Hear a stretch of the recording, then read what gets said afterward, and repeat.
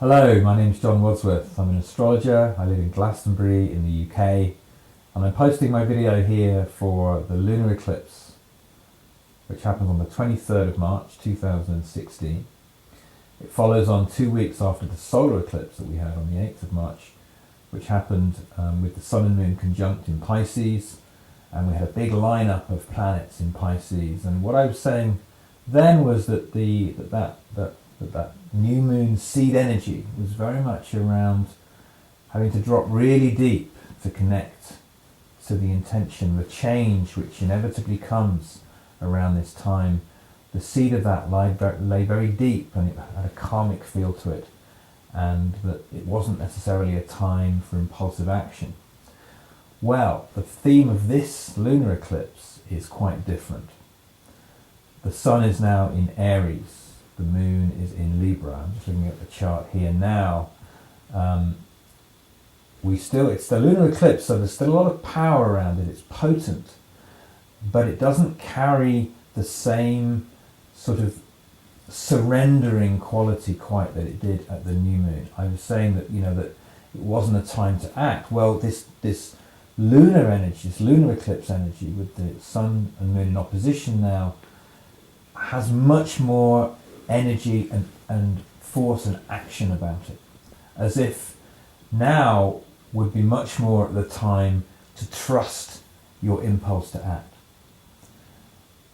as if if we've been able to surrender a certain amount of ego over the solar eclipse, to drop into more trust around what we do, how we go forward. Now at this time, with the sun in Aries, and we're in that new kind of fiery phase of the year, we're in a better position now and more likely to want to move something forward. With the sun and moon in opposition, always at a full moon, there's a stretch, there's a tension between our wants and our needs. The sun representing what we want, the way we want to go forward, and the moon our needs. There's always a stretch, there's a pull, there's a need to remain aware of our own inner polarity, our own inner tension. But from that tension, I think something very creative can happen here. The sun is in an exact conjunction to Mercury. Mercury is about to move into it. It's an applying conjunction of Mercury to the sun. Mercury there's a laser sharp focus of mind here, and it's focused on action. When Mercury is in Aries, thought is translated into action very quickly. And the moon is in more considerate Libra. But I'm just looking at the ruler of Aries here, so that's the dispositor of the sun, which is Mars, and it's in fiery Sagittarius. So there's a real kind of desire to move something forward. The moon is in Libra, which is more considered, and the moon's dispositor is Venus, which is very well placed now in Pisces, where it's exalted. So there's the moon feels very feminine here and considered, and it is connected to Venus, which is very beautiful here in Pisces. So it feels as if the masculine directive force of the sun in Aries can really express itself here, while the feminine considered energy here, more reflective, is also kind of balanced somehow. So it feels as if there's more balance here than there was at the solar eclipse. So action can be tempered with consideration and reflection, but perhaps we can trust our impulse a little more, and perhaps the way forward may be revealing itself more clearly now. It's we're just past the equinox. We're at a time of the year where that spring energy in the northern hemisphere is very alive. It's very bright. We're more confident now. We've hopefully cleared something, we've let go of something. There's always a big release that happens, hopefully a cathartic release that happens in Pisces, preparing the way for this new kind of direction to reveal itself. So if you're feeling as if you really want to act here, there seems to be encouragement for that.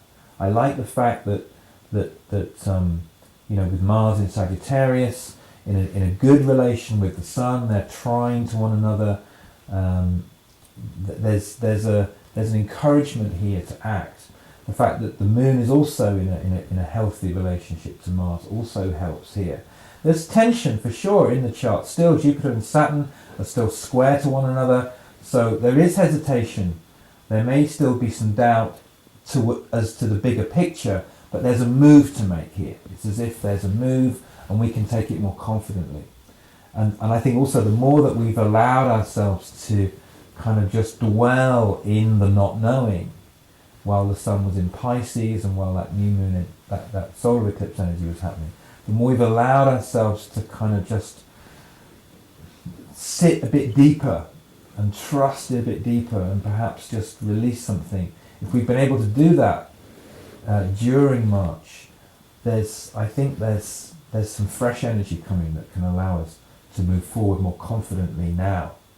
In whatever area that's going to apply to us all. I mean, I'm having to be quite general here because this applies to us all quite differently depending on how that works in our own charts and in our own lives. But I think there's definitely more of a confident feel now at this time as we move with this full moon eclipse. So I feel quite, it's not as intense.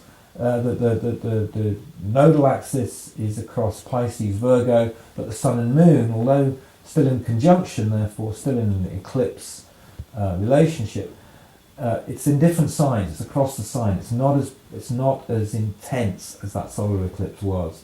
There's a bit more space. There's a bit more spaciousness. We can move forward more confidently. I think this is a good time. There's no fixed energy in this chart at all. There's a lot of cardinal energy and mutable energy. So it's not as if we're trying to establish something here. We're trying to initiate change. And that change, we can't necessarily see at the moment where that's going in the long term, but the fact that we've got the confidence and courage to make a change now, even not knowing what's necessarily further down the line, take that confidence, make a change that needs to happen. More will be revealed later. This isn't about establishing something, it's about initiating something and getting ourselves ready for something that's about to happen. And trust and faith that will unfold. Again, it's like there is a hand here at work that guides this, and trust in that guiding hand, because there's a lot of new energy coming through, and it feels like it can carry, and it can really in all of our personal lives and whatever, in our work, in our communities, in our relationships, have the confidence to make those changes. Trust in that. Trust in the change. Okay, that's all I've got for now. I hope that's been helpful. I hope you can draw some inspiration from that. You can find out more about my work at my website, which is kairosastrology.co.uk. I offer personal consultations, readings of the birth chart based on your time, date and place of birth, highly personalised consultations. We can look at areas such as vocation, career, relationships, money, health, family issues, all the things that really matter to each one of us. Astrology is an amazing tool for gaining insight into all of those areas, and also into the deeper areas as well, the things that really challenge us, the things we find difficult. It can help us to overcome blocks. It can help us to plot a way forward in life. So astrology is the best tool I know for gaining insight and into our path and purpose in life, into our direction. So if you're interested in that, please get in touch. I work face-to-face, but also on Skype. And I also teach astrology. I've been running a school in Glastonbury for many years, and I'm turning a lot of my courses now online. I teach right from beginner level right through to professional standard, and I'm turning those courses one by one online. We're producing a video course right now. So if you're interested in that, please look out for the details on the website. Please subscribe to me on YouTube and sign up to the mailing list, and I look forward to hearing from you. Thanks for watching.